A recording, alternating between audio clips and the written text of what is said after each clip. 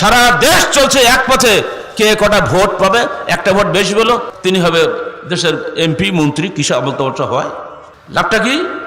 তো জীবনের লক্ষ্য কি? তোমার জীবনের লক্ষ্য বঙ্গভবন, আমার জীবনের লক্ষ্য জান্নাত। আল্লাহ ক্ষমতা দিয়েছে আল্লাহ দিন প্রতিষ্ঠা করার জন্য। আল্লাহ দিন কি আপনার বানানো দিন নাকি? আল্লাহ দিন তো কোরআন হাদিসের দিন।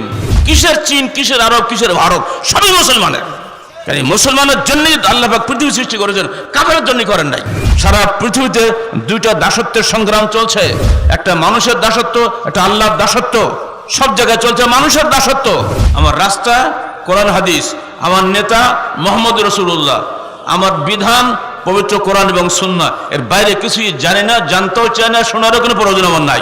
আপনি একদল, আমি একদল, মিছিল বের করতে দেবে না, গাড়ি ধর্মঘট, রাস্তায় গেলে গুলি, লাঠি, মাথা ফাটানো, এমনি করে এই কয়েকদিনের মধ্যেই 133 জন মরেছে আর প্রায় 300-র মতো আহত হয়েছে, সব পঙ্গু হয়ে গেছে। এর নাম কি রাজনীতি? আহলে হাদিস আন্দোলন বাংলাদেশ, আসুন পবিত্র কুরআন ও সহিহ হাদিসের আলোকে জীবন গড়ি। আলহামদুলিল্লাহ, আলহামদুলিল্লাহ নাহমাদুহু ওয়া নাস্তাঈনুহু ওয়া নাস্তাগফিরুহু ওয়া নু'মিনু বিহি ওয়া নাতাওয়াক্কালু আলাইহি ওয়া নাউযু বিল্লাহি মিন শুরুরি আনফুসিনা ওয়া মিন সাইয়্যাতি আমালিনা।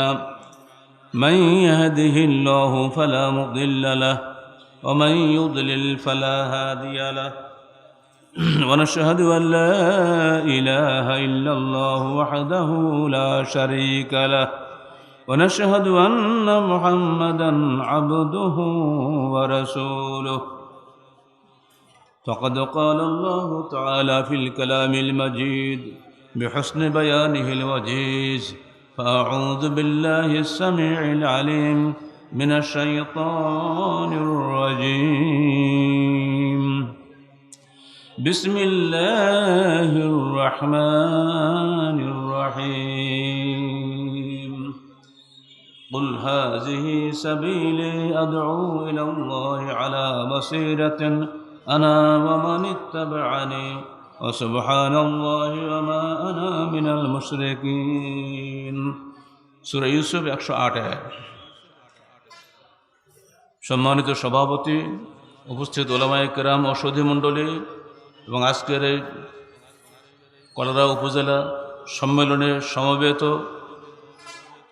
মা ও বোনেরা, সেই সঙ্গে অসংখ্য অগণিত শ্রোতামণ্ডলী, আপনাদের সবাইকে আন্তরিক ধন্যবাদ জানিয়ে বক্তব্য শুরু করছি।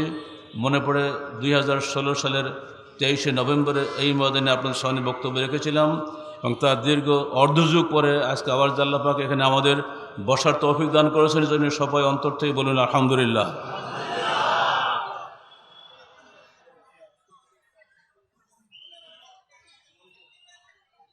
অন্যান্য আন্দোলন আর আহলে হাদিস আন্দোলনের পার্থক্য কি, এই লিফলেটে তার জবাব দিয়ে দেবে। কোরআনে 6200-র উপরে আয়াত আছে, তার মধ্যে আমরা বাছাই করে সূরা ইউসুফের 108 আয়াতটা কেন আমাদের হেডে নিয়ে আসছি, একদম মাথায় পরিচিতির উপরে। ইউসুফ ছিলেন কারাগারে, বিনা দোষে তিনি কারা নির্যাতন ভোগ করেছেন 3 থেকে মতান্তরে 7 বছর। সেই ইউসুফের সূরাতেই এই আয়াতটি এসেছে। রাসূলুল্লাহ সাল্লাল্লাহু আলাইহি সাল্লামকে পরীক্ষা করার জন্য ইহুদিরা কুরাইশদের শিখিয়ে দিয়েছিল, যদি উনি সত্য নবী হন, যাচাই করার একটা পথ হলো এই, ওনাকে বলতে হবে এমন এক নবীর কথা যে নবীর 40 বছর হারিয়েছিল, যে নবী কূপের মধ্যে পড়েছিল, যার শোকে তার বাপ কাঁদতে কাঁদতে চোখ সাদা হয়ে গেছিল। সেই নবীর কথা যদি উনি বলতে পারে তাহলে উনি সত্য নবী, নইলে উনি ভণ্ড নবী। আপনারা জানেন মক্কায় কোনো ইহুদি নাসারা ছিল না, সব কাফের মুশরিক। তখন তারা এসে এই প্রশ্ন করল, মুহাম্মদ তুমি যদি সত্য নবী হও তাহলে সেই ঘটনাটা বলো যেটা একটু আগে বললাম। রাসূলুল্লাহ সাল্লাল্লাহু আলাইহি সাল্লাম অসহায় হয়ে পড়লেন। উনি তো কখনই এদের নামও শোনেন না, ইউসুফের নামও জানেন না, কী করে উনি বলবেন? উনি যে সত্য নবী তার বাস্তব প্রমাণ হলো, সঙ্গে সঙ্গে আল্লাহর পক্ষ থেকে 111 আয়াত বিশিষ্ট সূরা ইউসুফ নাজিল হয়ে গেল। বলুন সুবহানাল্লাহি ওয়া বিহামদিহি। ইউসুফ মক্কি সূরা হতে পারে না, অথচ ইউসুফ কিভাবে মক্কি সূরা হয়ে গেল এই কারণে। এমনিভাবে আরও বহু ঘটনা রয়েছে। কিন্তু যারা অবিশ্বাসী হয়, যাদের হৃদয়ে আল্লাহ মোহর মেরে দিয়েছেন, তাদের প্রশ্নের উত্তর পাওয়ার পরেও কি তারা বিশ্বাস করে?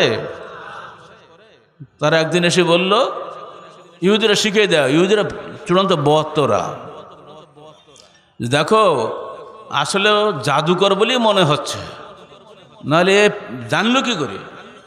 এ তো আমরা ছাড়া কেউ জানে না, আমরা তওরাত পড়ালো, ইনজিল পড়ালো, আমরা বলতে পারি। তো শোনো, দুনিয়ায় জাদু চলে, আসমানে জাদু চলে না। তো ওকে বলো, যদি আপনি সত্য নবী হন তাহলে আসমানের চাঁদ দ্বিখণ্ডিত করে দেন।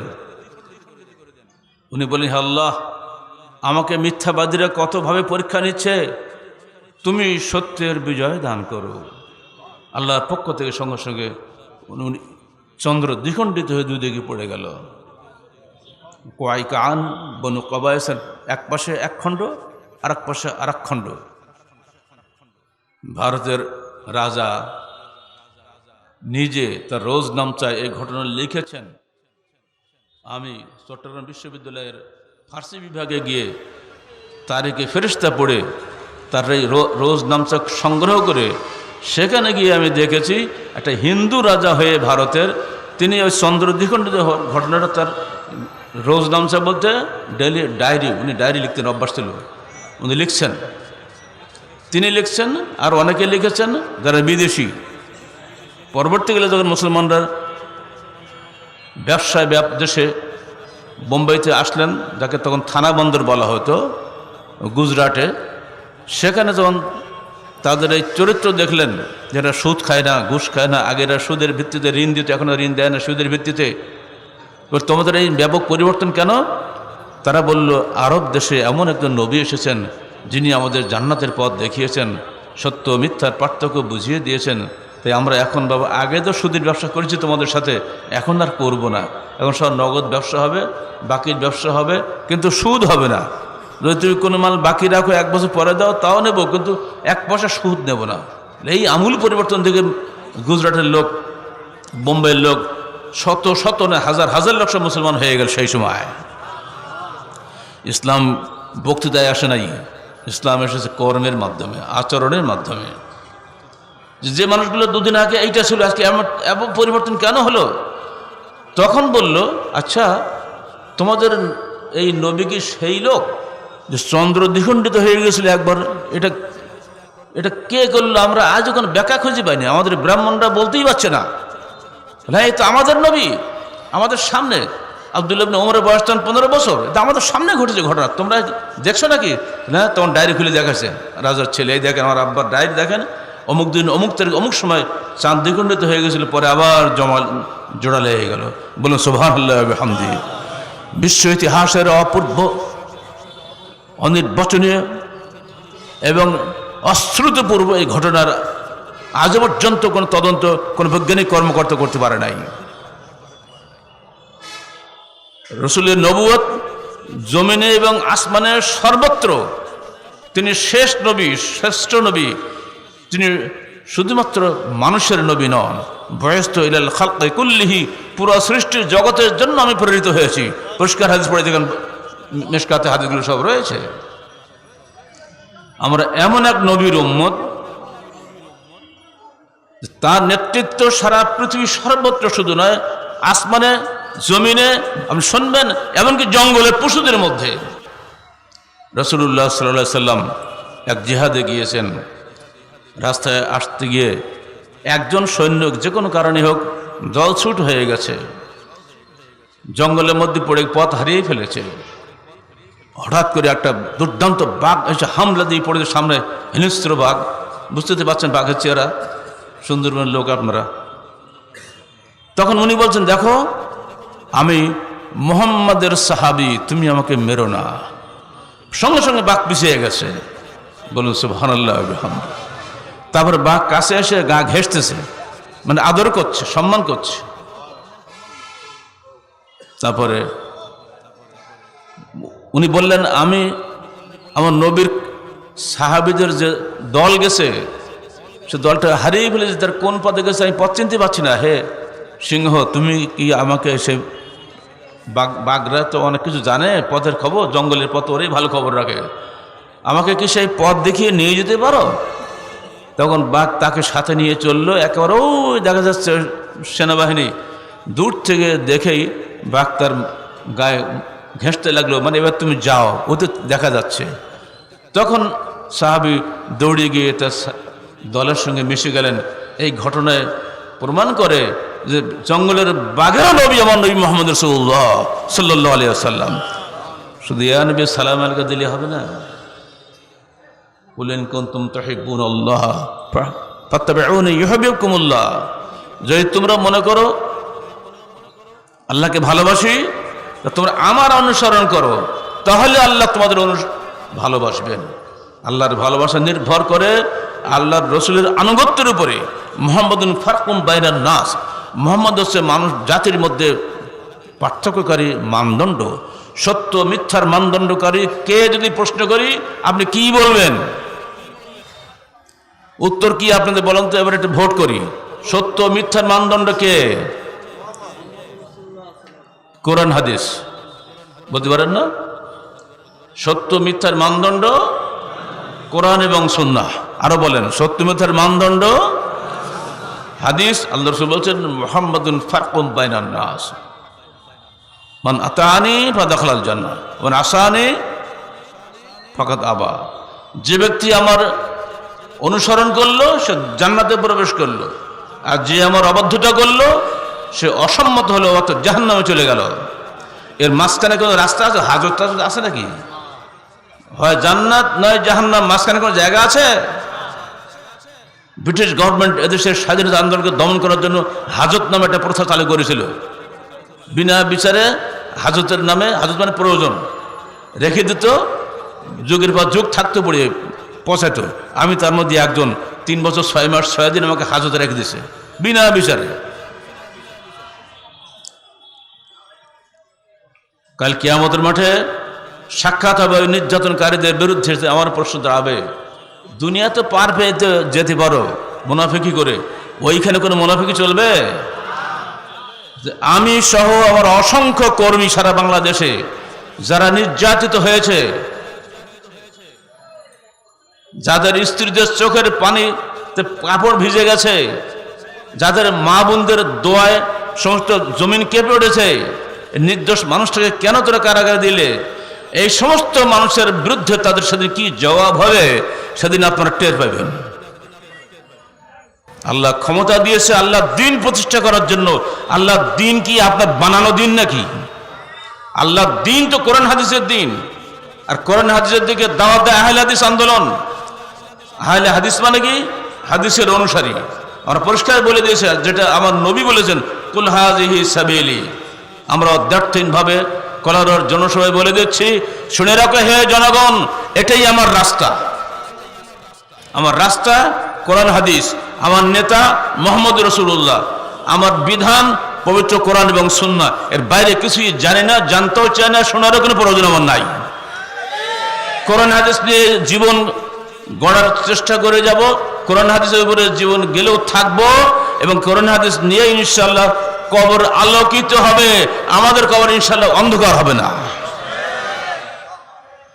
কোরআন সুন্নাহর নাম ভাঙিয়ে মানুষের দাসত্ব করার জন্য আমরা এখানে আসি নাই।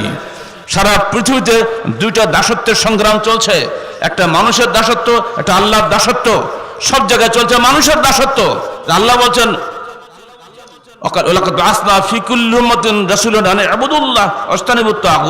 আমরা প্রত্যেক জাতির কাছে নবী পাঠিয়েছি এই একটাই মাত্র দাওয়াত দিয়ে, তোমরা আল্লাহর দাসত্ব করো, তাগুত থেকে বিরত হও। আর আমরা বলছি জনগণের সার্বভৌম ক্ষমতার উৎস কি? নাউজুবিল্লাহ। আস্তে আস্তে বললে হবে নাকি? আর আমরা বলছি অধিকাংশ রায় চূড়ান্ত। অধিকাংশ লোক এদেশে সুদকে হালাল করেছে, সমস্ত পৃথিবীতে সুদ চলছে, তাহলে কি আমরা সুদ হালাল করব? ভয় পাচ্ছেন তাই না? ডিআইজি সাহেব দোয়া চেয়েছেন, আমাদের দোয়া পেয়ে যদি উনি খুশি হন আমরা দোয়া করব আপনি আপনার প্রশাসনকে কোরআন হাদিস মুখী করার চেষ্টা করুন। এমপি লুৎফুল্লাহ সাহেব দোয়া চেয়েছেন, তাকেও বলবো মুসলমানের ভাই ছেলে হিসাবে দয়া করে আপনার এই ক্ষমতাকে, এই ক্ষমতা দেওয়ার মালিক আল্লাহ, আপনি এটা আল্লাহর পথে ব্যয় করুন। আপনার দ্বারা যদি 10 জন লোক আল্লাহর পথে ফিরে আসে ইনশাআল্লাহ এটি আপনার জন্য পরকালে মুক্তির ওসিলা হয়ে যাবে। সাতক্ষীরার এমপিকে একই কথাই বলবো, যিনি যেদিকে যেভাবে আমাদের এই সম্মেলন সফল করার জন্য সহযোগিতা করেছেন, আমরা সবাইকে আন্তরিক ধন্যবাদ জানাচ্ছি। আগামীতেও তারা আশা করি আমাদেরকে এইভাবে সহযোগিতা করবেন। আমি সব জায়গায় বলি আমাদের সব কিছু চলছে আল্লাহর গায়েবী মদদে, সব কিছু চলছে আল্লাহর গায়েবী মদদে। কারণ আল্লাহ জানে যে বাংলার জমিনে আর কোন সংগঠন নাই যারা এই অধিকাংশ রায়ের বিপরীতে কথা বলার হিম্মত রাখে, একমাত্র বাংলার জন্য আহলে সুন্নাত বাংলাদেশ ছাড়া। সারা দেশ চলছে এক পথে, কে কটা ভোট পাবে, একটা ভোট বেশি পেল ও বা তিনি হবে দেশের এমপি মন্ত্রী, কিসা বলতে হয়, লাভটা কি? তো জীবনের লক্ষ্য কি? তোমার জীবনের লক্ষ্য বঙ্গভবন, আমার জীবনের লক্ষ্য জান্নাত। পার্থক্য আছে না? জান্নাত আগে না বঙ্গভবন আগে? এক্ষুনি যদি মরে যায় ইনশাআল্লাহ জান্নাতে যাবো, এই বিশ্বাস তোমাকে নিয়ে কাজ করতে হবে। কালকে যদি রাজশাহী ফেরাসা গাড়ি অ্যাক্সিডেন্ট করে মরে যাই ইনশাআল্লাহ আমি জান্নাতে যাবো, এই আকাঙ্ক্ষা নিয়ে আমাকে কাজ করে যেতে হবে। এই মেজাজ যদি না থাকে ঠিক মুসলমানের তৌহিদে আমানতের সামনে দুনিয়া টিকতে পারে না। तौहीद की अमानत सीनों में हमारे 100 बार कर चुके होते इम्तिहान हमारा, मगरिब के वादियों में गूंजी आज़ा हमारे, थमता ना था कहीं से सैल रवा हमारा, चीन और अरब हमारा, हिंदुस्तान हमारा, वतन मुस्लिम है, वतन है सारा जहां हमारा। এই তো মুসলমানদের জায়গা ছিল এক সময়। কিসের চীন, কিসের আরব, কিসের ভারত, সবই মুসলমানের। কারণ মুসলমানের জন্যই আল্লাহ পাক পৃথিবী সৃষ্টি করেছেন, কাফেরের জন্য করেন নাই। কোন কাফের জান্নাতে যাবে না, কোন বিদআতি জান্নাতে ঢুকবে না, কোন মুশরিক জান্নাতে যেতে পারবে না। জান্নাতে গেলে শুধুমাত্র হাদিসপন্থী খাঁটি মুত্তাকি পরহেজগার লোকেরা জান্নাতে যাবে। এত সস্তা। সকল বিধান বাতিল করো, ওই বিধান কায়েম করো, মুক্তিহীন কি পথ, লিল্লাহি তাকবীর। আমরা কি বলেছি শোনেন, কুল হাযিহি সাবিলি আদুইল্লাহ, তুমি বলো হে মুহাম্মদ জনগণের সামনে এটাই আমার পথ, আমিও আমার অনুসারীগণ ডাকি আল্লাহর পথে জাগ্রত জ্ঞান সহকারে, তাকলিদি জ্ঞান সহকারে না। হুজুর বলেছে আমিও আমিন, জি না, জাগ্রত জ্ঞান সহকারে সঠিক সঠিক যাচাই হবে। তারপরে আল্লাহ পবিত্র এবং আমি অংশীবাদীদের অন্তর্ভুক্ত নই, আমি মুশরিক নই। আহলে হাদিস অর্থ হাদিসের অনুসারী, পারিভাষিক অর্থে কোরআন ও সহিহ হাদিসের অনুসারী, সকল দিক ছেড়ে পবিত্র কোরআন ও সহিহ হাদিসের দিকে ফিরে যাওয়ার আন্দোলনকেই বলা হয় আহলে হাদিস আন্দোলন। সাহাবায়ে কেরাম, তাবেঈন ইজম ও সালাফে সালিহিন সর্বদা এই পথেরই দাওয়াত দিয়ে গেছেন। আহলে হাদিস এই প্রচলিত অর্থে কোনো ফেরকা বা মতবাদের নাম নয়, এটা একটি পথের নাম। এই পথ আল্লাহ প্রেরিত সর্বশেষ ওহীর পথ, পবিত্র কোরআন ও সহিহ হাদিসের পথ। এ পথের শেষ ঠিকানা হলো জান্নাত। মানুষের ধর্মীয় বৈষয়িক জীবনের যাবতীয় হেদায়েত এ পথেই মজুদ রয়েছে। আহলে হাদিস আন্দোলন সেই জান্নাতি পথেই মানুষকে আহ্বান জানায়।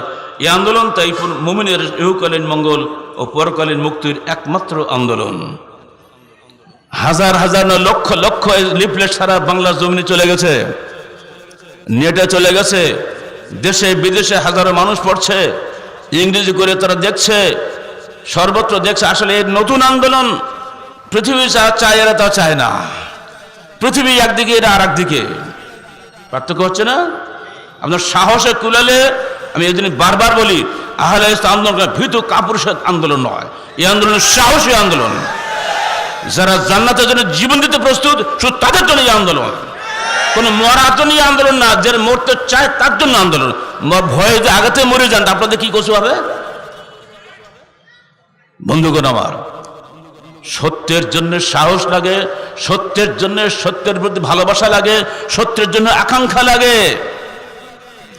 লাখো আহলে হাদিস রয়েছে, অসংখ্য রাফাদানি রয়েছে। জি না, রাফাদানি আমার দরকার নাই।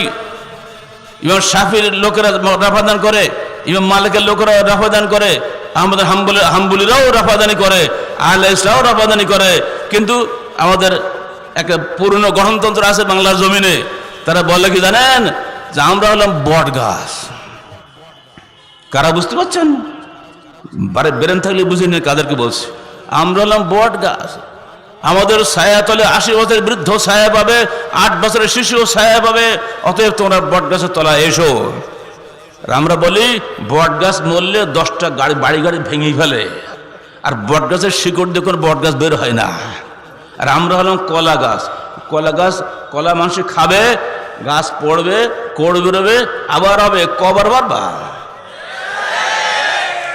এই জন্য আহলে আন্দোলন সবাই ভয় পায়। বট গাছ চলে গেছে, ভেঙে পড়ে গেছে, শেষ, আর হবে না, এসব ছাড়েন। বট গাছের গল্প করেন না আমাদের সামনে। আহলে হাদিস আন্দোলনকে হিসাব করে আমরা দেখেছি, আমার রসুল যখন দাওয়াত দিয়েছেন, যৌবন বয়সে হিলফুল ফুজুল করেন নাই, তখন উনি বুড়া ছিলেন নাকি? তখন থেকেই তো শুরু হয়ে গেছে, যৌবন বয়স থেকেই। তারপরে ওহী নাজিল হলো 40 বছর বয়সে। কিন্তু ওহী নাজিল যখন হয়ে গেল, হক বাতিলের পার্থক্য শুরু হয়ে গেল। এতদিন যিনি আল আমিন ছিলেন, সঙ্গে সঙ্গে তিনি হয়ে গেলেন মিথ্যাবাদী। নাউজুবিল্লাহ মিনাজ জালিক। ডক্টর গালিব যতদিন বাংলার জমিনে আপনাদের সঙ্গে কাজ করেছে, কেউ আমাকে আপনারা গালি দেন নাই, মিথ্যা বলেন নাই। যখনই কারাগারে গেলাম, আপনারা বলা শুরু গেলেন, তাই তো, কিছু না করলে কি এমনি এমনি হয়? যা রটে তা কিছু না কিছু তো ঘটে। আপনারা এই সকল আহলে হাদিসরাই বহু মিষ্টি বিতরণ করেছেন। যারা অন্য দল করেন, আহলে হাদিসের ভোট নিয়ে যারা দলবাজি করেন, তারাই এইভাবে এগুলো করেছে। সারা বাংলাদেশ বহু প্রমাণ আছে আমাদের কাছে। জি না, আহলে হাদিস হতে চাইলে সব দল ছাড়েন। কুফরের রাজনীতি আর ইহুদি অর্থনীতি অবশ্যই তওবা করতে হবে। কুফরের রাজনীতি, ফেরকাবন্দির রাজনীতি, দলে দলে ভাইয়ে ভাইয়ে মারামারি লাগাই দাও, দেশের মধ্যে পরস্পর খুনোখুনি লাগাও, এর নাম নাকি রাজনীতি? আপনি এক দল, আমি এক দল, মিছিল বের করতে দেবে না, গাড়ি ধর্মঘট, রাস্তায় গেলে গুলি, লাঠি, মাথা ফাটানো। এমনি করে এই কয়েকদিনের মধ্যেই 133 জন মরেছে, আর প্রায় 300-র মতো আহত হয়েছে, সব পঙ্গু হয়ে গেছে। এর নাম কি রাজনীতি? ভাইয়ে ভাইয়ে মারামারি, এমন যে বড় ভাই ছোট ভাইকে মারে। এমনকি আপনি শুনলে থয় যাবেন, পত্রে পড়ে যাবেন, অনেকের বউ তালাক হয়ে গেছে। বউ একদল করে, স্বামী একদল করে, অতএব বউ তালাক। আছেন কোন দেশে? এই নোংরা নিকৃষ্ট রাজনীতি করার জন্য আপনারা আমাকে বলছেন? মুসলমান ভাই ভাই, আল্লাহ কি বলছে? কুল্লু মুসলিমিন, বলেন, আরে মূর্খ নাকি সব? কুল্লু মুসলিম তারপরে কি? ইখওয়াতুন। ইখওয়াতুন মানে কি? শত্রু। প্রত্যেক মুসলমান ভাই ভাই হবে। এই ভাই ভাইকে ধ্বংস করে এই তন্ত্র মন্ত্র। ভাই ভাই কেউ থাকে না। প্রথমে ধ্বংস করে ধর্মের নামে মযহাব বানিয়ে, 4 মযহাব বানা ফরজ। একটা ঘরে 4টা মযহাবের 4 জন মুসলমান বাস করবে, 4 জন 4 দল, হবে না। আহলে হাদিস শুরু থেকে বলেছে কোনো মযহাব চলবে না, মযহাব একটাই, কোরআন এবং সহিহ হাদিস। ধর্মের নামে এবার সুফিবাদের নামে বাংলার জমিনে আমার হিসাবে 200 তরিকা আছে। যারা তরিকা করো, সেলাসেলি করো, সুফিগিরি করো, 200 তরিকা আছে। এগুলো আমার থিসিসের মধ্যে আমি দিয়ে দিছি। বড় তরিকা 4টা, নকশবন্দিয়া, বলো, মুজাদ্দিদিয়া, কাদরিয়া, চিশতিয়া, নকশবন্দিয়া। এই 4টার মধ্যে শাখা প্রশাখা মেলা আছে। আমাদের হিসাবে প্রায় 200 তরিকা বাংলাদেশে আছে। কিরে শেষ নাই। 1921 সালের বাংলাদেশ সরকারের হিসাব মোতাবেক এদেশে 1,99,000 কি বলে পীর আছে। 2 লক্ষ না, 2,98,000 পীর যে দেশে হয়, 81 থেকে 2022 পর্যন্ত পীর আর বাড়েনি। কত হয়েছে তা ঠিক আছে নাকি? মানে পীরের ব্যবসা বিনা পুঁজির ব্যবসা। এ শুধু একটা ফু দিতে পারলেই টাকা হয়ে যায়। ফু লাগে না আজকাল, আজকে মোবাইলে ফু দিচ্ছে, ইন্টারনেটে ফু হয়ে যাচ্ছে। এর আগে রাজশাহী এলাকায় কি ছিল জানেন? কোরবানি করার সময় দা পড়িনি তো, দা একটা দা নেবে হাড্ডি কোটার জন্য, আর একটা ছুরি নেবে জবাই করার জন্য। ছুরিতে জবাই করতে হলে সেই যুগে ব্রিটিশ আমলে ছিল 6 টাকা, আর দা কোপানোর জন্য লাগতো 10 টাকা। তো এত ছুরি আর দা আসতে লাগলো যে ফু দিয়ে অস্থির, টাকা তো বহু টাকা। সেটা বুদ্ধি বের গেলে হুজুর, রাষ্ট্রের খবর বলছি কিন্তু আপনাদের না। তো দেখো আমি দা পড়ে দিয়েছি, 1 বছর চলবে, 60 টাকা দাও। এই জাহিলিয়াত থেকে দূর করেছে আহলে হাদিস তখন যারা নেতৃত্ব দিয়েছেন এদেশে। ঠিক এই দেশে এই পার্শ্ববর্তী হাকিমপুর আকরাম খান বাপ দাদারা এবং আমার আব্বারা কিভাবে দাওয়াতি কাজ করেছেন সেই সময়। আব্বাস জীবনী পড়ে দেখেন, এক আহলে হাদিস নন এমন এক ব্যক্তি আব্বাস জীবনী লিখেছেন, এত দুঃখ রাখার জায়গা কোথায়। তিনি লিখছেন, আশাশুনি, নাকনা, গড়ালি, রাজাপুর এই সমস্ত এলাকায় আমরা গিয়েছি, দেখেছি এই এলাকায় আহমদ আলী এসেছেন জোকের কামড় খেয়ে। শাপনা ঘাস শোনেন তো, লম্বা লম্বা ঘাস, শাপনা ঘাসের মধ্যে জোক লুকিয়ে থাকে।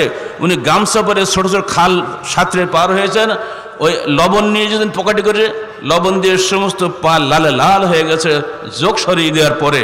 পা ধুয়ে আবার লুঙ্গি পরে আবার একটু এগিয়েছেন, আবার ক্যানাল পেয়েছেন, আবার খাল ঝাঁপিয়েছেন।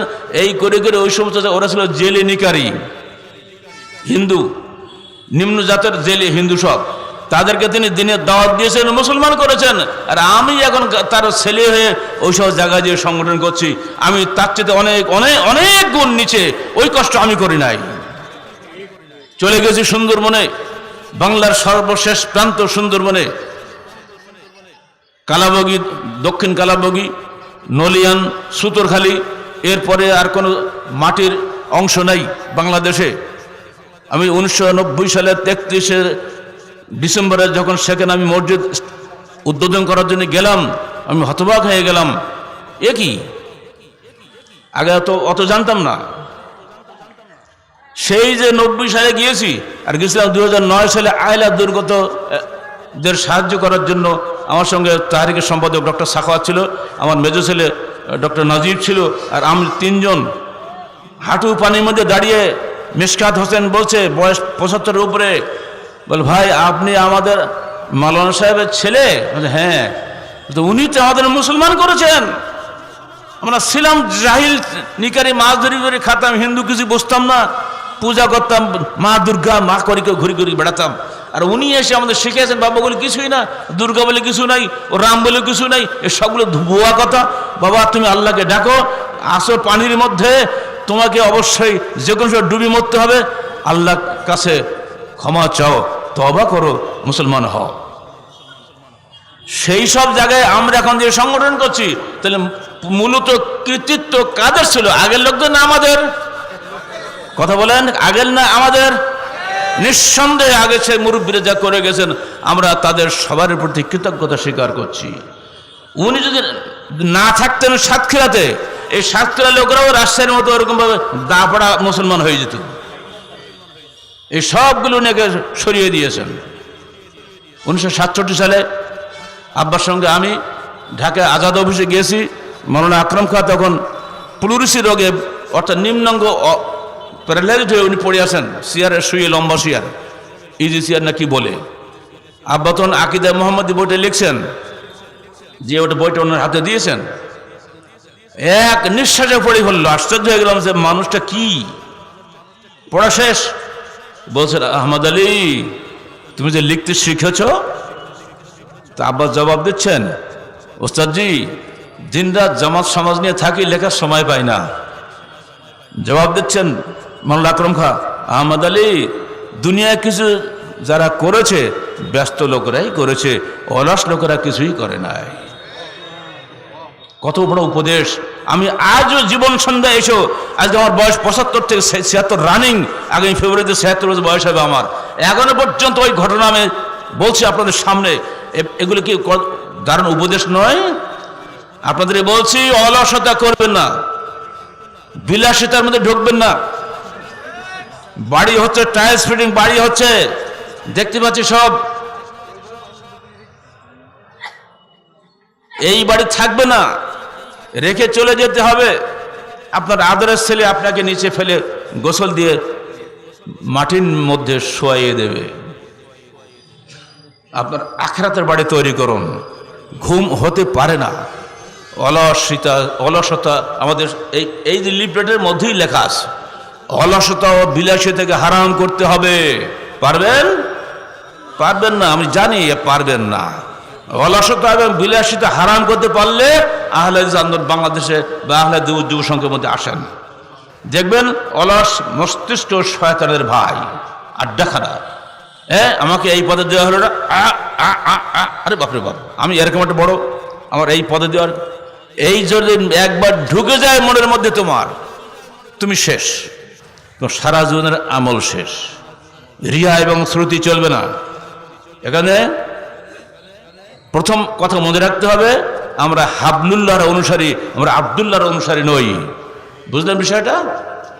ওয়াতাসিমু, বলেন তো, জোরে বলেন, দোয়া করে ভাই একটু নেকি হোক আপনাদের। ওয়াতাসিমু বিহাবলিল্লাহি জামিআন ওয়ালা তাফাররাকু, তোমরা কঠিনভাবে ধারণ করো আল্লাহর রজ্জুকে, সকলে মিলে বিভক্ত হয়েও না। আর আমরা এমন দলাদলি করি, সকলে মিলে যত বড় বিভক্ত হও ঐক্যবদ্ধ হয়েও না। উল্টা হচ্ছে না? এক একটা নাম দিয়ে এক একটা দল বানাচ্ছি। হয়তো বলবেন আপনারাও তো একটা নাম দিয়েছেন, আমাদের এই নাম আমাদের দলে রসুলের যুগ থেকে এই নাম চলে আসতেছে। এটা বানোয়াট নাম নয়, এটা বৈশিষ্ট্যগত নাম। আমাদেরকে নাম দিয়েছে কোরআন হাদিসে মুসলিম, তাই না? মুসলিম মানে আত্মসমর্পণকারী, কিন্তু বৈশিষ্ট্যগত নাম এই যারা কোরআন এবং হাদিসের অনুসারী। আহলে হাদিস কি ওখানে বইটা পড়েন, ডক্টর থিসিসটা পড়েন, সব জানতে পারবেন। আপনি যখন ঢাকা এয়ারপোর্টে যাচ্ছেন, ঢাকা লোক জিজ্ঞেস করে ভাই আপনার বাড়ি কোথায়, আপনি কি বলবেন? আমার বাড়ি সাতক্ষীরা, তাই বলবেন না? যখন সাতক্ষীরাতে কলরা কাছাকাছি আসবেন, বাগাসে আসবেন, গাড়ি ক্রস করবে, কন্ডাক্টর কি বলবে? ভাই আপনি কোথায় নামবেন? কি বলবেন? কলরা। কলরা নামলেন, নেমে ধরছেন একটা ভ্যান, এই ভ্যানওয়ালা কোথায় যাব? মানিকঘর। হলো এই চেঞ্জ। আন্তর্জাতিক সম্মেলনে চলে যান, আপনি দেখেন। আমি তো নিজের ভুক্তভোগী, শ্রীলঙ্কা কনফারেন্সে গেছি, 35টা দেশ, সেখানে বিশাল ব্যাপার স্যাপার, 14টা দেশ। কুয়েত কনফারেন্সে 35টা দেশ, সেখানে কিসের পরিচয়? একমাত্র পরিচয় আমি বাংলাদেশে। বাংলাদেশে আমরা 7 জন গেছি। যখন আমার নাম ঘোষণা করা হলো, পরিষ্কার নাম বলে দিল। আমি বলি যে কোন প্রফেসর রাজশাহী ইউনিভার্সিটি না, আমার পরিচয় আমি আহলে হাদিস যুব সংঘের। ওরা বলল আমিন, মানে সেক্রেটারি বলল, আমি চান যে শ্রীলঙ্কার মাটিতে আহলে হাদিস নামটা যেন ফুটে ওঠে, মানুষ জানুক যে আহলে হাদিস বলে কিছু আছে পৃথিবীতে। খুশি হয়েছেন? অথচ আরো বহু আহলে হাদিস নেতা গেছে ইন্ডিয়া থেকে, শ্রীলঙ্কা থেকে। শ্রীলঙ্কা নিজে তো আহলে হাদিসের কেন্দ্র আছে, আপনার নেপাল থেকে, সব জায়গায় গিয়েছে। সবাই এক একটা বড় বড় নাম দিয়ে দিয়েছে, প্রেসিডেন্ট, চেয়ারম্যান, হ্যান কত কি। আর আমার নাম ঘোষণা করছেন কে? স্বয়ং শ্রীলঙ্কার স্পিকার হানুফা, মোহাম্মদ হানুফা আমার নাম ঘোষণা করে দিচ্ছেন। বলতো তো অহংকার লাগে না আপনাদের? আগেই বলে দিয়েছে টাইম 10 মিনিট, একেবারে ঠিক 9:30 মিনিটে শেষ করে দিয়েছি। নামার সঙ্গে সঙ্গে খুশি হচ্ছে, অস্থির সব। বলে আপনি এরকম করেন নাকি? কুয়েতে ঠিক একই কাণ্ড ঘটছে। আমি জানতামই না যে আমার নাম ঘোষণা হবে, কারণ আমাদের ডক্টর বাড়ি আমার সঙ্গে আছে, উনি তো বড় নেতা। হঠাৎ ঘোষণা আসছে আমার নামে, আমি তো বিপদে পড়ি। কি আমি স্যার আপনি যাবেন না? তো আমার নাম তো ডাকলো না, কি বিপদের কথা। গেলাম, ভাষা হবে হয় ইংলিশে নয় আরবিতে, অন্য কোনো ভাষা চলবে না। আর আন্তর্জাতিক সম্মেলনে আরবি, ইংরেজি, ফ্রেঞ্চ 3টা ভাষা চলবে, আর ওখানে 2টা ভাষা চলবে। সর্বনাশ, কোনো প্রস্তুতি নাই। আলহামদুলিল্লাহ আরবিতে 9:30 মিনিট বক্তব্য রেখে যখন নামলাম, কোনো ঘন্টা বাজেনি। নামার সঙ্গে সঙ্গে সব অটোগ্রাফ নেওয়ার জন্য, সই নেওয়ার জন্য পাগল সব। আমাকে বলছে আপনি কি এরকমভাবে করেন নাকি? হ্যাঁ, আমি যুব সংঘের সভাপতি। বাংলাদেশের যুব সংঘের ছেলেরা এমনি করে টাইম মেনটেন করে, নিয়ম শৃঙ্খলার মধ্যে থেকে সংগঠনের কাজ করে, আমরা সেটাতে ট্রেনিং দেই, অথবা আমার এটা কোনো ব্যাপারই না। ওই যে শুরু হলো, ওরা বুঝে গেল বাপরে, এই তো সাংঘাতিক লোক। তখন থেকে আপনারা তাদেরই মাধ্যমে সারা বাংলার জমিনে এই মিসকিনের হাত দিয়ে 9,500 মসজিদ তৈরি হয়েছে বাংলাদেশে। কলেরা কমপ্লেক্স দেখেন নাই 1998 সালে, এটাও তার একটা অন্যতম। আর আজকে গেছিলাম আমি রাজপুরে আমাদের হাজী আব্দুর রহমান সাহেবকে দেখার জন্য। উনি আমাদের কেন্দ্রীয় শুরা সদস্য, ওনার পা কেটে ফেলেছে এখান থেকে, ডাইন পা। আমি দেখিনি কোনোদিন। 1998 সালের 10ই এপ্রিল ওনার দোতলা মসজিদ আমরা করে দিয়েছি। সেখানে উদ্বোধনী অনুষ্ঠানে আমি ছিলাম। আর আসতে গেলাম দীর্ঘ 23 বছর পরে তাকে দেখার জন্য। এবং যাওয়ার পথে মাদ্রা মসজিদ দেখলাম আমাদেরই করা। আর ওনার অনেক বহু মসজিদ এলাকায় রয়েছে। এইগুলো মসজিদে আপনারা কৃতজ্ঞতা স্বীকার করেন না করেন, এখানে যারা সেজদা দিবে মুসল্লি হিসাবে, ইনশাআল্লাহ সকলের সেজদার একটা অংশ নাকি আমাদের ইনশাআল্লাহ লেখা হবে। অথচ কোনোদিন আমরা কন্ট্রাক্টারই নেই না এগুলো করতে গিয়ে। যদি 10% কন্ট্রাক্টারই নিতাম, সাতক্ষীরা কেন ঢাকায় কয়েকটা বাড়ির মালিক হয়ে যেতাম আমি। এই সমস্ত কাজে যারা দুনিয়াবী স্বার্থ দেখে তারা দিনও হারায়, দুনিয়াও হারায়। দিনের কাজ করবেন দিনের স্বার্থে, দুনিয়ার স্বার্থে নয়। ঠিক দুনিয়ার জন্য দুনিয়া করবেন, সে দুনিয়া পাবেন, আখেরাত পাবেন না। আর আখেরাতের জন্য দুনিয়া করবেন, দুনিয়া আখেরাত দুটোই হারাবেন।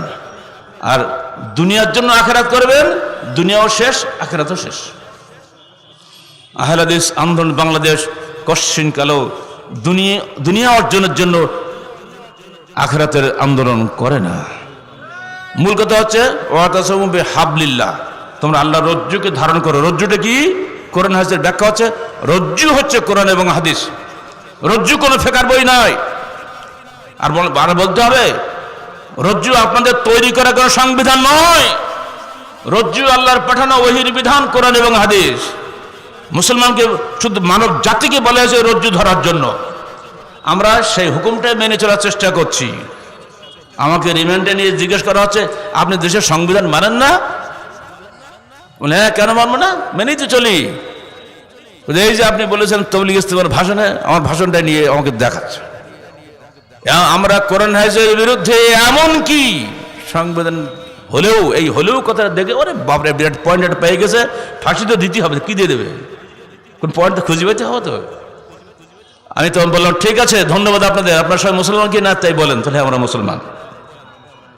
আমি অবশ্যই সংবিধান মানি, এমন সংবিধান মানি যে 1400 বছরে একটা সংশোধনী আসে নাই।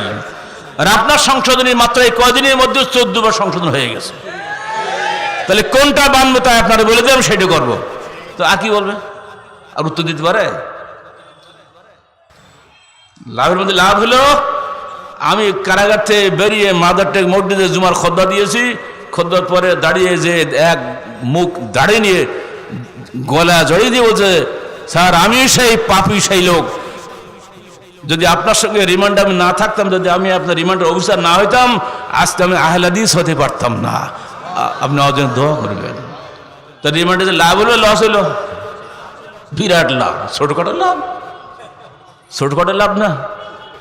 অসংখ্য পুলিশ ভাই, অসংখ্য বড় বড় অফিসার আহলে হাদিসের দাওয়াত পেয়েছে আমাদের মাধ্যমে, ইনশাআল্লাহ আরো ভবিষ্যতে পাবে।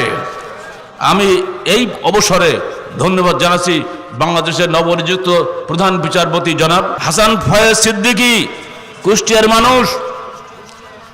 আমি তাকে প্রাণ ভরে অভিনন্দন জানাচ্ছি যে তিনি হাইকোর্টের সামনে সূরা নিসা 135 আয়াত অনুবাদ সহ সেখানে বড় একটা বিলবোর্ডে লিখে টাঙিয়ে দিয়েছেন।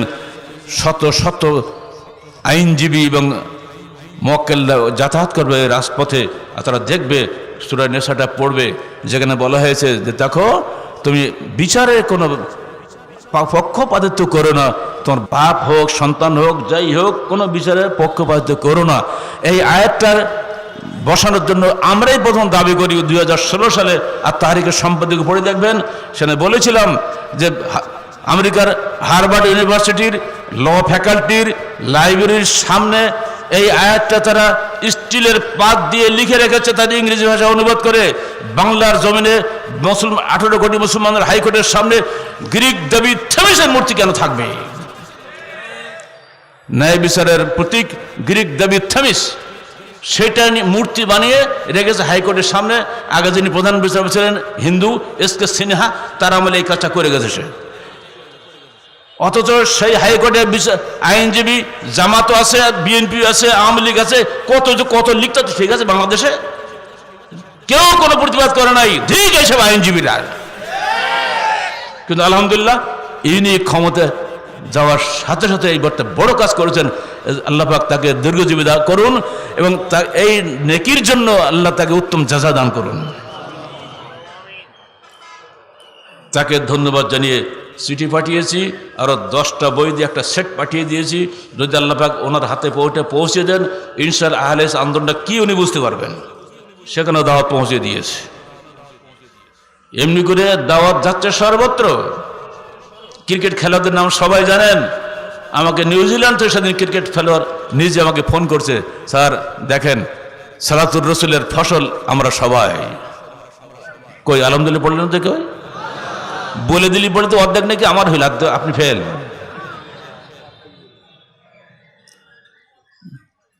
সর্বত্র এমনি করে দাওয়াত এগিয়ে চলেছে। এই নগদ কিছু লোভের জন্য পাগল হবেন না। 5 বছর পর পর ক্ষমতা যেতে হবে, এ ওকে খতম করার জন্য চেষ্টা করবে, ও ওকে খতম করার জন্য চেষ্টা করবে। এই করে করে ভোগে গাদন খেলা ছোটবেলায় খেলতাম না, গাদন খেলা বোঝেন তো এগুলো নাকি? যার হারাতে পারে গাদন খেলা করে এরা সব রাজনীতির নাম করে। মুসলমান ভাই ভাইকে ভেঙে দেওয়া ঠাই বানিয়ে দিয়েছে। ঠিক এই রাজনীতি, এটা কোশ্চিনকালে মুসলিম মানে জাতির ঐক্যের রাজনীতি নয়। পৃথিবীর সর্বত্র এগুলো চলছে, আমাদেরকে আপনি তাই করতে বলছেন? কোশ্চিনকালেও না। আহলে হাদিস আন্দোলন যে অবশ্যই একটি সার্বিক সর্বমুখী আন্দোলন, তা প্রমাণ আজকের এই জনসভা। যদি আজকে এখানকার MP সাহেব নিজেও যদি এসে সম্মেলন করেন, আমার মনে হয় এর শিকিলকেও জমা করতে পারবেন না। কিন্তু আমাদেরকে সব দলের লোক ভালোবাসে এই কারণে, আমরা যে কথাগুলো বলি কোরআন হাদিসের কথা বলি। আর কোরআন হাদিস আল্লাহ প্রেরিত চূড়ান্ত সত্যের উৎস। এই সত্য প্রত্যেক মানুষের জন্য, হিন্দু হোক, মুসলমান হোক, বৌদ্ধ হোক, খ্রিস্টান হোক, প্রত্যেক মানুষের জন্যই এই সত্য মহাসত্য লুকিয়ে রয়েছে। যদি কোনো মুসলমান এটা অনুসরণ না করে সে যেমন জাহান্নামী হবে, ঠিক কোনো হিন্দু যদি হাদিস করে অনুসরণ না করে মুসলমান নয়, সেও তেমনি জাহান্নামী হবে। তো হিন্দু ভাইদেরকে বলছি, আমরা সবাই এক আদমের সন্তান, আমাদেরকে আপনাদের শত্রু মনে করবেন না। আমার সাক্ষাৎকার বেরিয়েছে এর সংখ্যা তাহারিক পড়ে দেখবেন, বোধহয় গত সঙ্গে গেল নাকি, কি বলে ডয়েসে ভেলে কোথায়, জার্মান না, জার্মান বেতারের সঙ্গে আমার সাক্ষাৎকার নিয়েছে, ওটা আপনার পড়ে দেখবেন। হিন্দুদের সম্পর্কে আপনার মনোভাব কি পরিষ্কার বলে দিয়েছে। আমি শেষকালে বলে দিলাম, আমার রসুলের বাড়িতে খাদেম ছিল ইহুদি। যে রসুলের বাড়িতে খাদেম থাকে ইহুদি, সেই রসুলকে কি আপনি সাম্প্রদায়িক মনে করতে পারেন? আমার নিজের বাড়িতে পর্যন্ত একটা হিন্দু আছে, সাঁওতাল। মানুষ হিসেবে সবাই এক আদমের সন্তান। আমি সেটা দাওয়াত দেওয়ার মালিক। যদি সে দাওয়াত কবুল করে, ইনশাল্লাহ সেও জান্নাতি হবে, আমি আর সে সমান। এদিন বগুড়াতে আসার সময় রাস্তায় স্টেঞ্জা করার জন্য দাঁড়িয়েছি, তেল পাম্পের ওখানে মাইক্রোতে নেমে স্টেঞ্জা সেরে চেয়ারে বসে থাকলাম। বলে এখানে দাওয়াতের কাজ করো, যারা সঙ্গী ছিল রাখতে পারি 11:20। তেল পাম্প বলা তেল বেচা কেনা শেষ, এখন চলে যাবে। তাকে ডাকা হলো, তার নসিহত করলাম, বাবা তেল বেচতেছে ভালো কথা, যেন ফাঁকি দিও না। এই লিটার হিসাব কেউ বোঝে না, এর মধ্যে যেন কোন রকম ভেজাল না মেশাও। যদি ভেজাল মেশাও, ব্যবসা কিছু পয়সা হবে, আখেরাত তুমি হারাবে। লোকটা এত খুশি হলো, আসতেই দেয় না, আবার তোর কত কি নাস্তা পানি করাবে ইত্যাদি। বাবা তোমার কিছুই লাগবে না। তখন আমি আমার কর্মী যারা ছিল গাড়ির মধ্যে, আর তো সঙ্গে তো 5-7 জন ছিল, শোনো একটা হাদিস শোনো। ওই লোকটাকেও ডাকলাম, ভাই আপনিও আসেন। ওমর ফারুক রাদিয়াল্লাহু আনহু 15 হিজরিতে ফিলিস্তিন বিজয়ের সন্ধি চুক্তি করার জন্য দূর মদিনা থেকে ফিলিস্তিন এসেছেন। আর একটু বাকি, একটু দূরেই ফিলিস্তিন দেখা যাচ্ছে। রাস্তা উনি বললেন, আমাকে একটু তোমার পানি খাওয়াতে পারো? পানি পাবো কোথায় মরুভূমিতে? একটু দূরে গিয়ে দেখা গেল একটা ছোট্ট ঘর আছে, সেখানে যে ডাকলো, ডেকে এক বুড়ি বের হলো। বুড়িমা, একটু পানি দিতে পারো? আমাদের একটু পানি প্রয়োজন, খাওয়ার পানি। পানিটা এত ভালো, খলিফাতুল মুসলিমিন ওমর ইবনে খাত্তাব রাদিয়াল্লাহু আনহু পানি পান করলেন এবং বললেন, এত সুপেয় পানি এখানে কোথায় পেলে তোমরা? কোথাতে নিয়ে আসলে? তখন বলছে, এক খ্রিস্টান বৃদ্ধা মহিলার বাড়িতে নিয়ে আসছি। বৃদ্ধাকে ডাকো তো আমার সামনে। ওই বৃদ্ধা তখন আসলেন, তখন বলছে, মা, আমার নাম ওমর, আমি মুসলমানদের আমির, আমি তোমাকে আল্লাহর পথে দাওয়াত দিচ্ছি। যদি তুমি মুসলমান হও তাহলে তুমি জাহান্নাম থেকে বেঁচে যাবে, তুমি জান্নাতের অধিকারী হবে, তুমি মুসলমান হও। তখন বুড়ি মাথার কাপড় আলগা করে, যে বাবা দেখো আমি কবরে চলে গেছি। মানে চুল এত সাদার সাদা, মানে অসাধ্য বুড়ি আর কি। আমি কবরে চলে গেছি, এখন আর বাপ দাদার ধর্ম ছাড়বো না।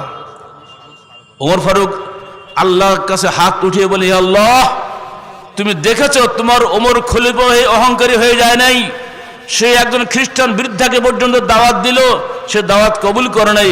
আমি আমার দায়িত্ব আমি পালন করলাম, তুমি আমাকে ক্ষমা করো। যুব সংঘের আন্দোলনের মহিলা সংস্থার সবাইকে বলছি, দাওয়াতের ক্ষেত্রে এইভাবে সার্বক্ষণিক দায়ী আল্লাহ হতে পারবেন? সার্বক্ষণিক দায়ী পারবেন? সব সময় দাওয়াত দিয়ে যেতে হবে। সাপ্তাহিক তালিম বৈঠক করেন, সেখানে জুমার খুতবা আমাদের হয়, শোনেন, সবাইকে নিয়ে বসে শোনাবেন। মসজিদে মুসল্লিদের সামনে একটা মনিটর সেট করে দেবেন, সব মুসল্লিরা খুতবা শুনবে, আপনি ব্যাখ্যা করে দিবেন। আর তারিখ আসতেছে, তারিখের সম্পাদকীয় আপনি পড়বেন, মসজিদ ভর্তি মুসল্লি সবাই শুনবে, আপনি ব্যাখ্যা করে দিবেন। এমনি করে দিনটাকে আপনারা প্রচার করতে না পারেন, বই বিতরণ প্রকল্পে প্রতি মাসে টাকা পাঠাবেন, বই আমরা ফ্রি বিতরণ করি। বিভিন্ন ব্যক্তি আমাদের কাছে আসে, বড় ছোট সব ধরনের ব্যক্তি আছে, আপনারাও সেটা করবেন। যদি এমনি করে আপনারা নিজের এলাকায় কাজ না করেন, আহলে হাদিস আন্দোলন কখনো এগিয়ে যেতে পারবে না। এটাকে তৃণমূল ভিত্তিতে আপনাকে নিয়ে যেতে হবে, যেটা আজকে আপনারা দেখিয়ে দিলেন যে সাতক্ষীরা অঞ্চলে এত মানুষ কোথায় ছিল কল্পনাই করা যায় না কখনো। এটা কি তৃণমূল পর্যায়ে দাওয়াতের ফসল নয়? পরিশেষে এবার আসেন, একটা কোরআন একটা আয়াতটা শুনলে আপনি বুঝতে পারবেন আমরা কোন দিকে যাচ্ছি। কুল লা আকুলু লাকুম ইনদি খাজাইনুল্লাহ ওয়ালা আ'লামুল গায়বা ওয়ালা আকুলু লাকুম ইন্নী মালাক ইন আত্তাবিউ ইল্লা মা ইউহা ইলাইয়া কুল হাল ইয়াস্তাবিল আমা ওয়াল বাসীর আফালা তাতাফাক্কারুন। হে মুহাম্মদ, তুমি জনগণকে বলে দাও, আমি তোমাদেরকে বলছি না যে আমার কাছে টাকার ভান্ডার আছে, আমি গায়েবের খবর রাখি না, আমি বলছি না যে আমি একজন ফেরেশতা, আমি মানুষ মাত্র। তবে ইন আত্তাবিউ ইল্লা মা ইউহা ইলাইয়া, আমি অনুসরণ করি কেবল সেই বস্তু যেটা আল্লাহর পক্ষ থেকে আমার কাছে ওহী করা হয়। কুল হাল ইয়াস্তাবিল আমা ওয়াল বাসীর, তুমি বলে দাও অন্ধ এবং চক্ষুষ্মান কি সমান? আফালা তাতাফাক্কারুন, এরপরে কি তোমরা বুঝবে না? সূরা আনআম এই 55 আয়াতটাই হলো আহলে হাদিস আন্দোলন 50 আয়াত। এটা বাংলাদেশের একটা মৌলিক আয়াত। আমরা টাকার পাহাড় নিয়ে আপনাদের কাছে আসি নাই, আমরা বলছি না যে আমি ফেরেশতা, আমরা বলি নাই আমার সঙ্গে আমাদের সংগঠনে ঢুকলে আপনি দেশের রাজা হয়ে যাবেন, কিছুই না। স্যার একটাই, আল্লাহর পক্ষ থেকে যে ওহী নাজিল হয়েছে, এই ওহীর বিধান প্রচার করাই আমাদের দায়িত্ব। ওহী চূড়ান্ত সত্যের একমাত্র উৎস, কোরআন এবং সুন্নাহ কোনো মিথ্যা নাই। হ্যাঁ, পরবর্তীকালে যে সমস্ত মিথ্যা যোগ করা হয়েছে, এগুলো মিথ্যার বিরুদ্ধে আমরা সর্বদা সোচ্চার। আহলে হাদিস বাংলাদেশ কখনই জয়ীব জাল আছে পিছনে ঢোকে না। আহলে হাদিস বাংলাদেশ কোনো মানুষের পিছনে নিজের জীবন যৌবন ব্যয় করতে রাজি নয়, যতক্ষণ না তিনি কোরআন হাদিস অনুসরণ করেন। এমনি করে জীবনের সর্বক্ষেত্রে ওহীর বিধান প্রতিষ্ঠা লাভ করবে, এই স্বপ্ন নিয়েই আমরা কাজ করে যাচ্ছি। আপনারা কি এতে রাজি আছেন? ওহীর বিধান মাথার বিধান নয়। ওহী বুঝছেন তো? ওহী মানে কোরআন হাদিস, অভ্রান্ত সত্যের একমাত্র উৎস। পৃথিবীতে আর কোনো সত্য কিতাব নাই। যারা বলে বেদ হলো ঈশ্বরের গ্রন্থ, তারা লেখাপড়া জানেন না। 32টা বইয়ে বেদের নাম লেখা আছে, কোনটা আসল বেদ কে বলবে? যারা বলে বাইবেল হলো আসল, গোড়ায় লেখা আছে, পড়ে দেবেন this is the revised version of. Revised version হলে কি মানুষের তৈরি করা হয় না? অত বাইবেল নয়, বেদ নয়। এমনকি ভারতের গুজরাট রাজ্যের অন্ধ্রপ্রদেশ রাজ্যের কি বলে ওটাকে, হাইকোর্টের অবসরপ্রাপ্ত বিচারপতি গঙ্গা কুমার বন্দ্যোপাধ্যায় পরিষ্কার বলে দিয়েছেন যে রাম কেবল মহাকাব্যে আছে, ইতিহাসে কোথায় আছে আমরা আজও জানতে পারলাম না। অথচ রামের নাম করেই আজকের 500 বছর ধরে দাঁড়িয়ে থাকা বাবরি মসজিদ ভেঙে ফেলে দেওয়া হলো।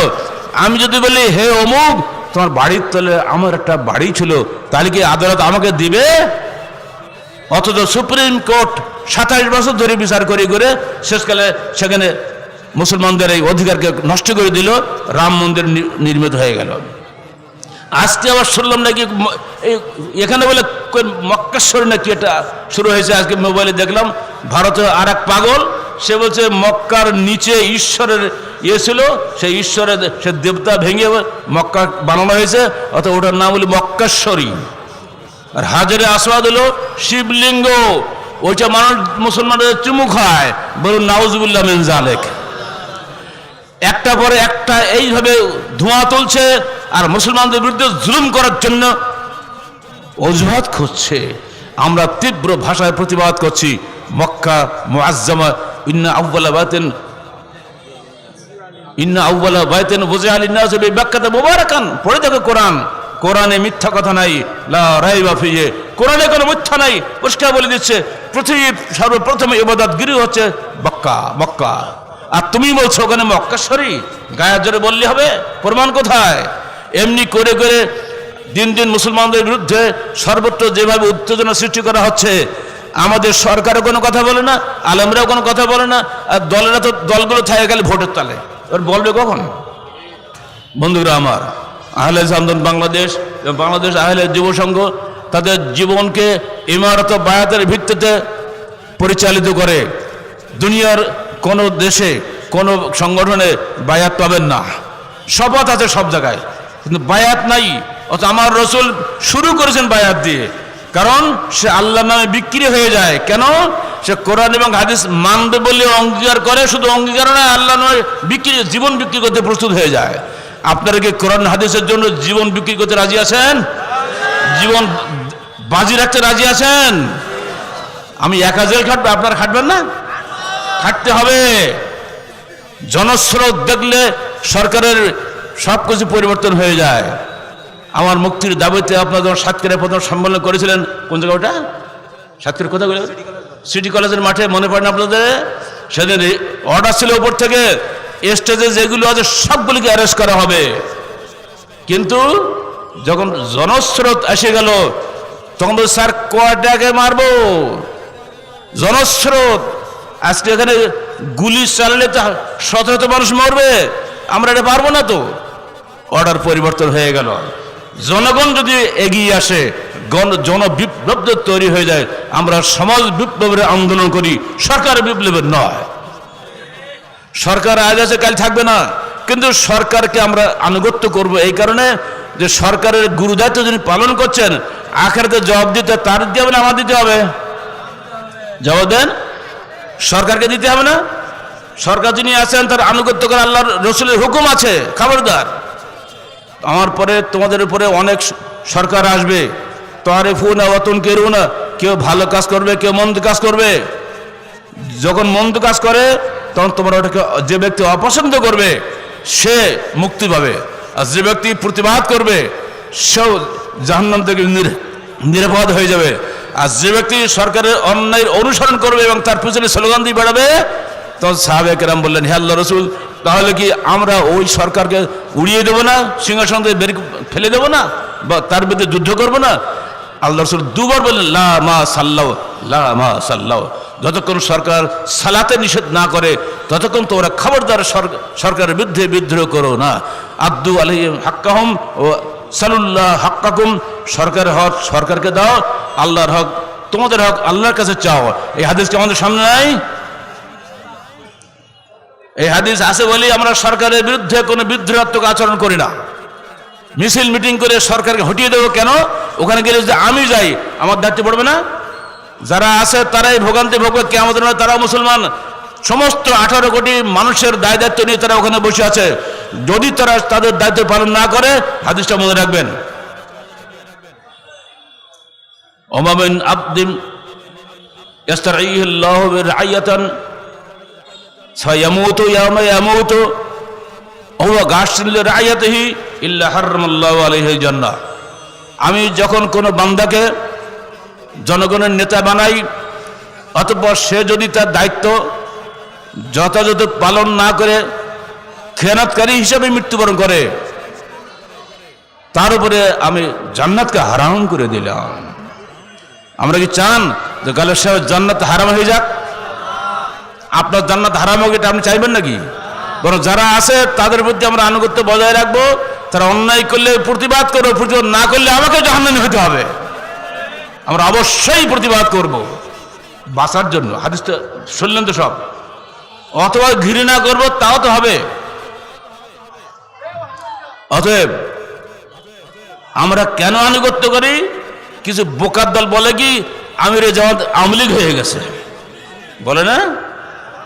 পাগল কাহাকে বলে? আমি আওয়ামী লীগও না, বিএনপিও না, জামাতও না, আমি সেরেফ আহলে হাদিস। আর কিছু শুনতে চাচ্ছেন? অত সস্তা না, কোনো দলে টানতে পারবেন না। বিশ্ববিদ্যালয়ের জীবনে সব দলের নেতারা এসে চাঁদা চাইতো। আমি তো ডিপার্টমেন্ট চেয়ারম্যান, কিন্তু আমার চেয়ারম্যানে আমরা 3 বছরে কোনো বেটা চাঁদাবাজ আমার কাছে আসেনি। প্রত্যেক চেয়ারম্যানকে জ্বালাইছে চাঁদা নিয়ে নিয়ে। সব দলকে চাঁদা সব খুশি করতে হবে না? এমনকি শুনলে থয় যাবেন। আর এক আহলে হাদিস প্রফেসর পরের দিন এসে বলছে, স্যার কি বিপদে পড়ে গেছি। মানে কি হয়েছে? রাত্রে পলিথিনের ব্যাগের মধ্যে পাতলা পায়খানা নিয়ে আমার ঘর সব ছিটিয়ে দিয়ে চলে গেছে। কেন? অপরাধ কি? বলে আমরা 2 স্বামী স্ত্রী ইউনিভার্সিটির টিচার, টাকা চাইছে, তা আমরা দিয়েছি 200 টাকা। ওরা চাইছিল 400 টাকা, তা দেয়নি। তাই ফলাফল হলো এই, সারা ঘরে পায়খানা আর পায়খানা। এই রাজনীতি। আর তোমার কাছে তোমার আহলে হাদিস, আমিও আহলে হাদিস, তোমার কাছে আমাকে চায় না কেন? তো স্যার আপনার কাছে আসতে তোর ভয় পায়। এবার হলো ইমানের ভয়। মুনাফিককে কেউ ভয় করে না, ইমানদারকে সবাই ভয় পায়। এমনকি জঙ্গলের বাঘ পর্যন্ত আমি ইমানদারকে সালাম করে। কি মনে কর? দেখলেন একটু হাদিসটা বললাম না? অত পাক্কা আহলে হাদিস হও, পাক্কা ইমানদার হও, জান্নাতে চলে যাও। 2 নম্বরে হওয়ার চেষ্টা করো না। পবিত্র কোরআন ও সহিহ হাদিসের বিধান বাংলার জমিনে প্রতিষ্ঠা লাভ করবে। সেদিন আমরা থাকবো না, ইনশাআল্লাহ। বাংলার মানুষ খাঁটি জিনিসেরই অনুসারী হবে, নকল জিনিসের হবে না। মানুষ জানতে পারে না এখন এটা কি জিনিস। আজকে শুনলেন তো সব, আজকে শুনলেন তো সব নাকি? বুঝতে পারছেন তো এখন? যদি বোঝার পরও না বোঝার ভান করেন তো আপনি আর এক পাগল। কোরআন হাদিস যেখানে আমরা আছি, মনে থাকবে? বলেন তো দেখি, মন খুলে একবার, আল্লাহ শুনুক। বলো।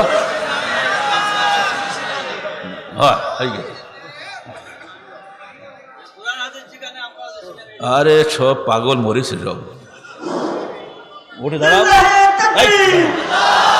দাঁড়াও। কোরআন হাদিস যেখানে উঠবে না, আমরা আছি সেখানে। লিল্লাহি তাকবীর। শোনেন এইসব মরা, থামো থামো, তুমি থামো, তোমাদের হবে না। 1984 সালের 5ই নভেম্বর ঘটনা শুনেছিলাম নওগাঁতে। আজকে আবার না বললে হলো না, দেখতে পাচ্ছি। 1984 কবে হলো? 5ই নভেম্বর মুখস্থ করতে হবে। 76 বছর বয়সে সাল তারিখ বলতে পারে, আপনারা বলতে পারেন না কেন? কি লোক সব? 1984 5ই নভেম্বরের নওগাঁ চক উলি কনফারেন্সে ডক্টর বারি সাহেব সেখানে চিফ গেস্ট।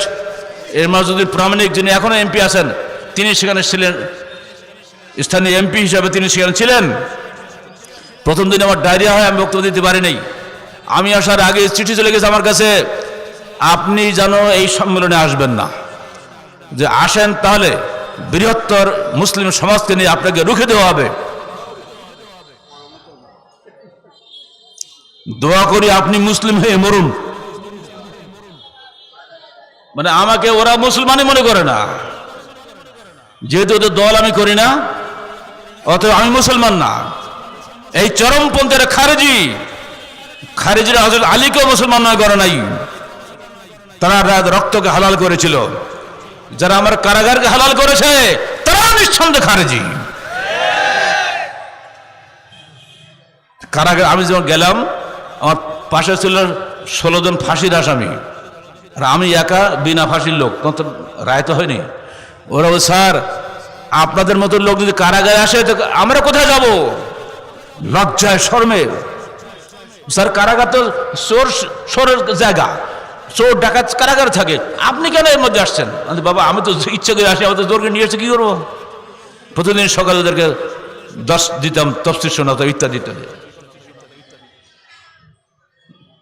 আজও আমি জানি না যে কোন অপরাধ আমার ছিল। আল্লাহ যদি কখনো কিয়ামতের মাঠে এক জায়গায় হাজির করে, সেদিন আমার প্রশ্নের জবাব তাদের দিতে হবে। শুনে দেখেন, সেইখানে এই চিঠি পাওয়ার পরে আমার একটু জিদ বেশি আছে, মানুষের পাগলা জিদ হয়। আমাকে বৃহত্তর মুসলিম সমাজে রুখে দেবে, দেখি বৃহত্তর কারা।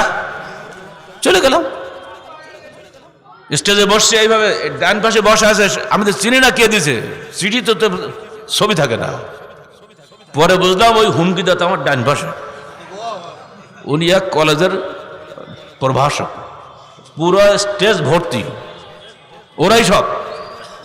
আমি ভালো রিপোর্ট দিলাম, এলাকাটা আহলে হাদিস সবাই, কিন্তু কমিউনিস্ট এবং জামাত ইসলামী লুকোচুরি ডাকটা কি? আরে বাবা, কমিউনিস্ট আর আহলে হাদিস হয়? শিক্ষার অভাবে আগে যারা আহলে জমিয়ত আহলে হাদিস করেছেন তারা আদৌ মানুষকে তৈরি করেন নাই, তারা কোনই প্রশিক্ষণ দেন নাই। 10 বছর পর একটা কনফারেন্স করলে কি মানুষ শিখবে নাকি? নিয়মিত শিক্ষা এবং প্রশিক্ষণ প্রয়োজনীয় জাতিকে গড়তে গেলে সে কোনো পরিকল্পনা তাদের ছিল না। ফলে এই আহলে হাদিস ভাইগুলো বোনগুলো সব চলে গেছে বিভিন্ন দলের পিছনে, তাদের জান মাল সব ব্যয় করছে।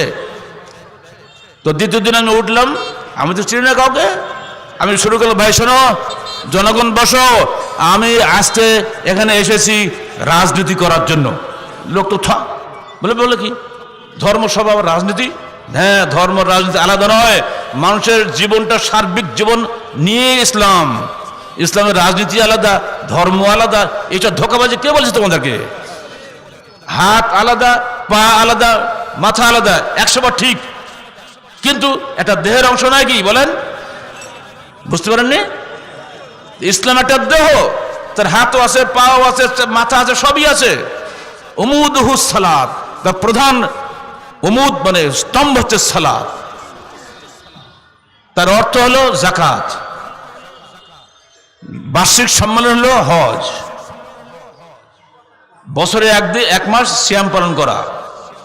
বিদায় হজের মাঠে শেষ ভাষণ দিচ্ছেন আবু উমামা ইবনে আল বাহিলি বলছেন, আমি আমার রাসূলকে বলতে শুনেছি আমার নিজ কানে, তিনি বলছেন, দেখো, ইত্তাকুল্লাহ রাব্বাকুম ওয়া সাল্লু খামসাকুম ওয়া সুমু শাহরাকুম ওয়া আদ্দু যাকাতা আমওয়ালিকুম আতিউ যা আমরিকুম তাদখুলু জান্নাত রাব্বিকুম।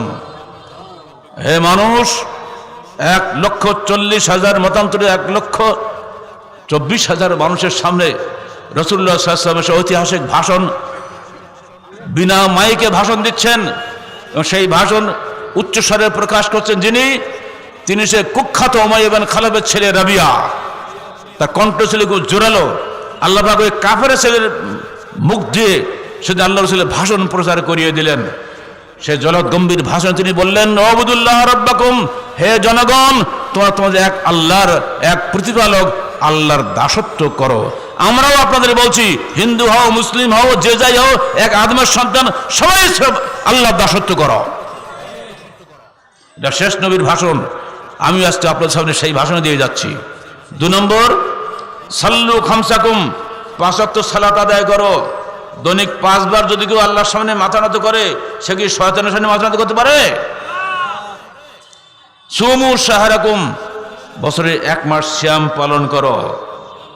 আদ্দু জাকাতা আমওয়ালিকুম, তোমাদের মালের জাকাত দাও। 2.5 টাকা হিসাব করে আর্থিক ইবাদত যদি মুসলিম উম্মাহ নিয়মিত জাকাত আদায় করত, মুসলমানদের দেশে কোনো অভাব অনটন দারিদ্র থাকতে পারে না। আমরা জাকাতও দেই না, ওসরও দেই না, খালি ফাঁকি দিয়ে বেড়াই। জাকাত দিতে হবে, ওসর দিতে হয়। দিতে রাজি আছেন? ওসরের হাদিস, ওসরের মুসলিমের হাদিস।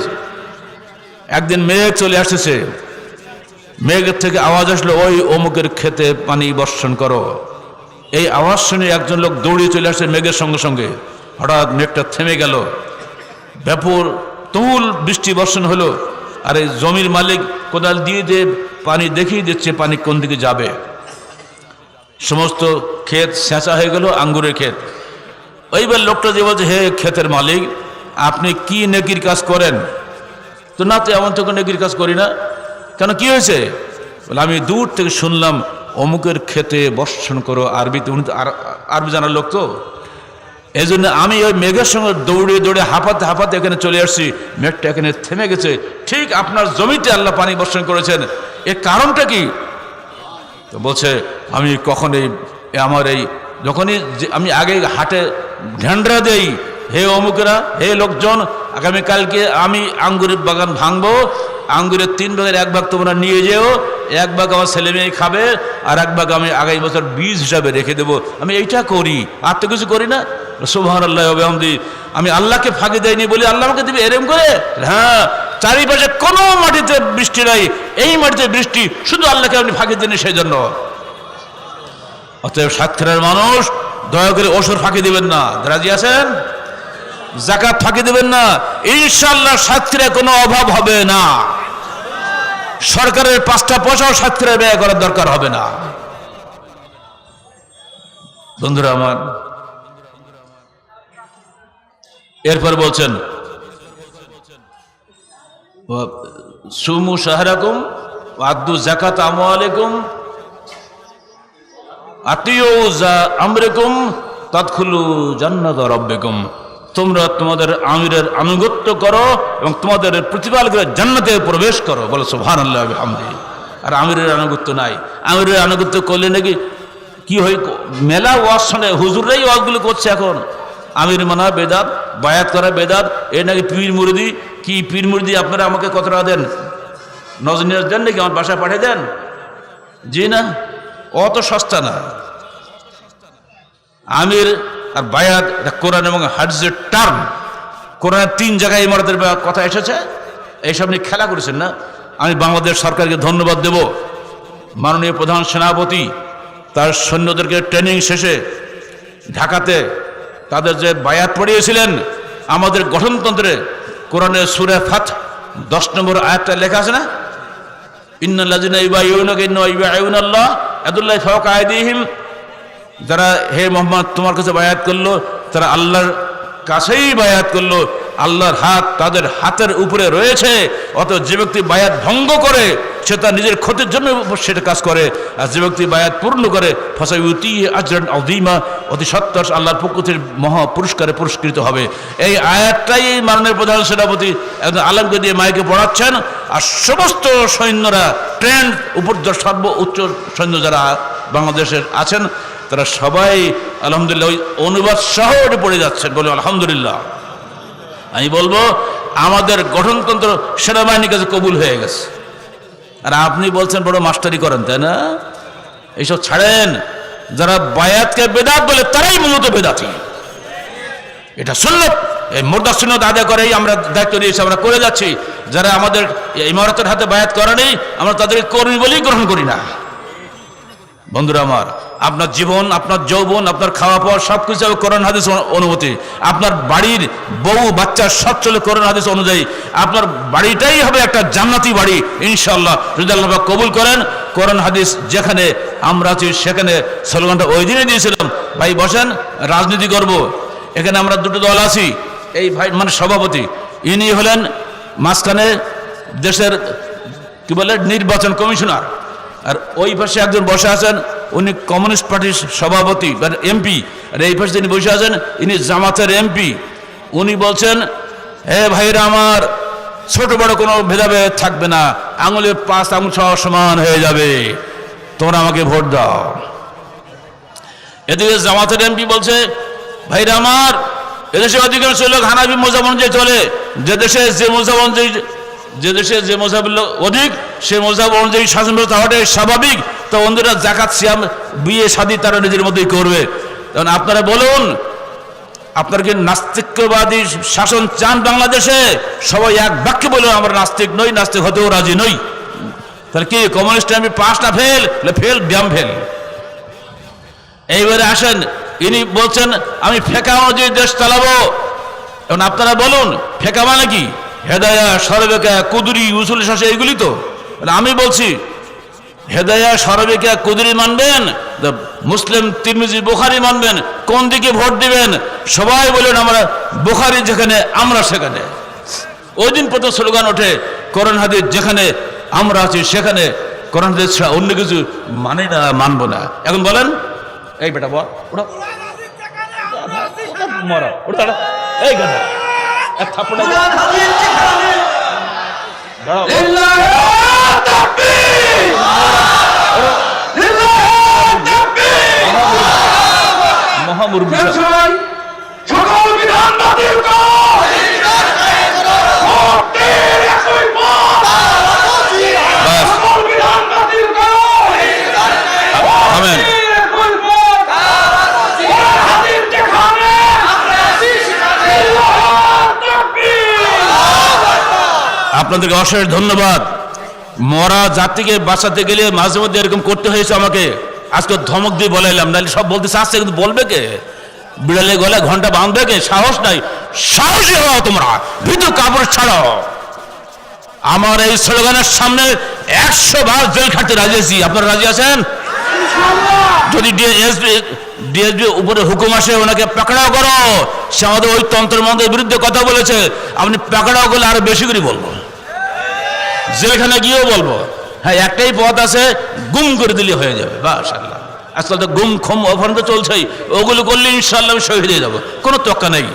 আহলে হাদিস আন্দোলন বাংলাদেশের বাংলার জমিনে একটা লোক যদি বেঁচে থাকে, এই স্লোগান নিয়ে সে বাঁচবে, এর বাইরে কোনো স্লোগান সে দেবেন ইনশাআল্লাহ। পরিশেষে সবাইকে আন্তরিক ধন্যবাদ জানাচ্ছি। দোয়া করবেন, আমিও দোয়ার প্রার্থী। কিছু আছে? হ্যাঁ, ও তো সালাম। আগামীতে আবারও আসা হবে কিনা জানি না, হতে পারে এটা শেষ, তাই না? বিদায়ী সালাম দিতে হয় না, তাই তো নাকি? আচ্ছা, ইনশাআল্লাহ আপনারা আশা করেন আবার আসবো, কিন্তু আপনারা আমাকে চিনছেন তো, আমার আদর্শ চিনছেন তো। ব্যক্তি গালে এবার সাংগঠনিক গালে যদি এক হয়ে যায় কখনো, ইনশাআল্লাহ তখনই বাংলার জমিনে বিপ্লব হয়ে আসবে। আমরা সোশ্যাল রিভলিউশন চাই। সরকার জায়গা থাক, কিন্তু জামাত জেগে উঠুক, দেশ জেগে উঠুক, মুসলমান তো জেগে উঠুক, ইসলাম জেগে উঠুক, কোরআন এবং হাদিসের সার্বভৌমত্ব প্রতিষ্ঠা লাভ করুক, এটাই আমাদের একান্ত কামনা, একান্ত স্বপ্ন। আল্লাহ পাক আমাদের সবাইকে তৌফিক দান করুন। আসসালামু আলাইকুম ওয়া রাহমাতুল্লাহি ওয়া বারাকাতুহু।